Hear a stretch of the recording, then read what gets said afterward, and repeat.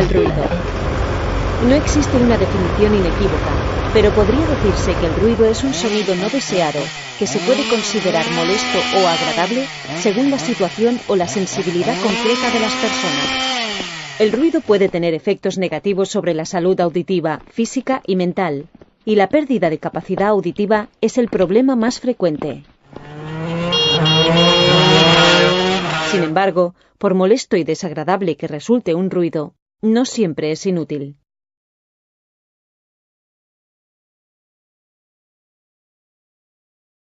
¡Eo!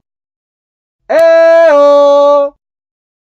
La propagación del sonido en el aire es comparable a la de las ondas en el agua. Cuando lanzamos una piedra en una balsa, aparecen unas ondas circulares que se extienden uniformemente en todas direcciones. En el aire, estas ondas invisibles se propagan de la misma forma y transmiten una parte de la energía que emite la fuente sonora hasta las personas. La energía percibida dependerá de la distancia en la que nos encontramos de la fuente del ruido. A menos distancia, más se percibe la energía. El sonido se caracteriza por la frecuencia y la intensidad. La frecuencia nos indica cómo es el sonido, agudo o grave, y la intensidad nos informa de la cantidad. El ruido, considerando las distintas frecuencias, se mide en decibelios A.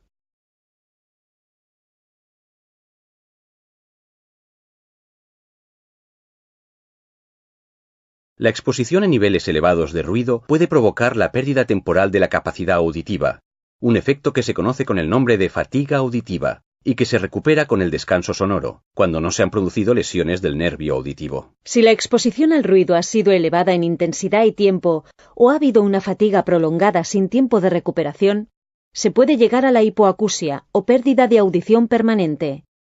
Por otra parte, exposiciones de corta duración a ruidos muy intensos, como por ejemplo una súbita explosión, puede ocasionar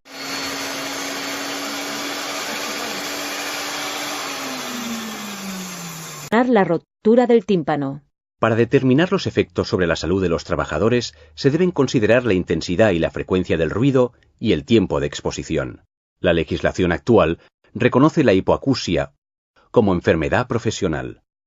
Ahora bien, los ruidos están tan integrados en la vida cotidiana y especialmente en el ámbito laboral que a menudo los consideramos naturales e inevitables. Cuando tenemos la sensación de que nos hemos habituado al ruido y que ya no nos molesta, es cuando puede resultar más peligroso, porque seguramente ya hemos perdido audición. La exposición continuada al ruido puede suponer, además de la pérdida de capacidad auditiva, la alteración del ritmo cardíaco y de la respiración, y también puede tener influencia sobre el sistema endocrino y el nervioso. Igualmente, el hecho de trabajar en un ambiente ruidoso puede alterar el sueño, producir cansancio, irritabilidad, dolor de cabeza y náuseas, y en algunos casos afectar a la salud mental, ya que a veces provoca síntomas de ansiedad e incrementa la desazón y el estrés. También afecta negativamente a nuestra relación con los demás y el entorno. Por ejemplo, creando malos entendidos en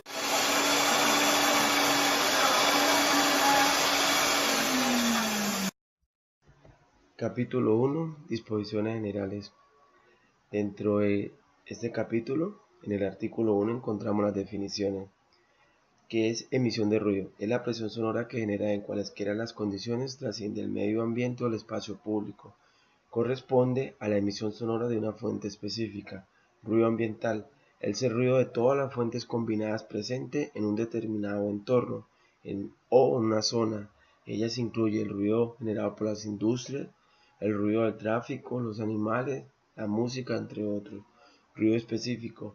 Es el ruido procedente de la fuente sometida a evaluación. Ruido residual. Es el ruido ambiental sin la contribución del ruido específico. Fuente de emisión. Elemento que origina la energía mecánica vibratoria definida como ruido o sonido. Presión sonora. Es la diferencia entre la presión total instantánea en un punto cuando existe una onda sonora y la presión estática en dicho punto. Nivel sonoro. Es el nivel de presión sonora obtenido mediante las redes de ponderación A cuando la frecuencia es baja, B cuando la frecuencia es media y C cuando la frecuencia es alta. Y la presión de referencia es de 2 por 10 a la menos 5 pascales.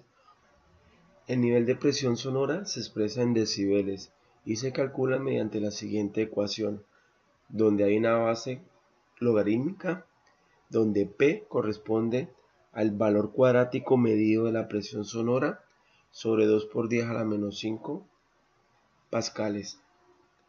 Nivel de presión sonora continuo equivalente y se representa con la letra LRAEQT.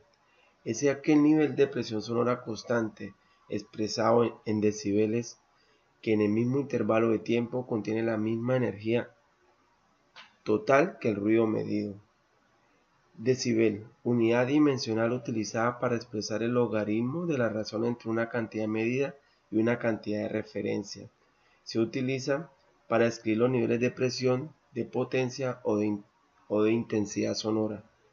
LEQ o nivel de sonoro continuo equivalente. Ese nivel de decibeles de un ruido constante hipotético correspondiente a la misma cantidad de energía acústica que el ruido real considerado en un punto determinado durante un periodo de tiempo. En el artículo 2 encontramos los horarios. Para los efectos de aplicación de esta resolución, en todo el territorio nacional se establecen los siguientes horarios. Diurno comprende las 7:01 a las 21 horas, nocturno de las 21:01 a las 7 horas. En el artículo 3 establecen las unidades de medida.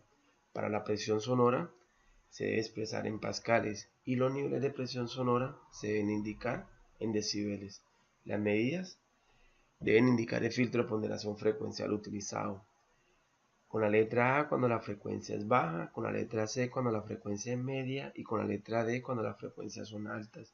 Y el filtro de ponderación temporal F cuando es rápido, S cuando es lenta y I cuando es de impulso. Para todas las mediciones y cálculo la presión sonora de referencia es de 20 micropascales. En el artículo 4 encontramos los parámetros de medida y se establecen los principales que son nivel de presión sonora continua, ruido residual y nivel percentil L90. El nivel percentil L90 corresponde al nivel sonoro en decibeles que sobrepasa durante el 90% del tiempo observado. Capítulo 2 de la emisión de ruido. En el artículo 7 encontramos la aplicabilidad de la emisión de ruido. Los resultados de estas mediciones son utilizados para verificar los niveles de emisión de ruido por parte de las fuentes específicas. En el anexo 3 de la presente resolución se encuentra el procedimiento de la medición de vertical hacia arriba. A continuación se establecen los estándares máximos permisibles de los niveles de ruido ambiental e emisión de ruido y se expresan en decibeles. Encontramos 4 sectores, que para el sector A corresponde tranquilidad y silencio, al sector B tranquilidad y ruido moderado, al sector C ruido intermedio y restringido, y el sector D zonas urbana y rural de tranquilidad y ruido moderado. Podemos observar que para el sector C, donde se encuentran las zonas industriales, parques industriales, e igualmente donde se encuentran zonas destinadas a parques mecánicos al aire libre y áreas destinadas a espectáculos públicos al aire libre, los niveles máximos permisibles son altos, son mucho más altos. Encontramos que para la emisión del ruido, de día encontramos 80 decibeles y de noche un máximo de 75 decibeles. Para la medición del ruido ambiental, el máximo permisible de día es de 80 decibeles y de noche de 70 decibeles.